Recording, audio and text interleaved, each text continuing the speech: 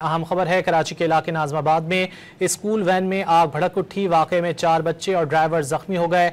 आग लगने का वाक़या शॉर्ट सर्किट के बायस पेश आया है। मजीद जानेंगे डॉन न्यूज़ के नुमाइंदे मोहम्मद बिलाल से। बिलाल, क्या तफसीलात हैं, कैसी हालत है जख्मियों की?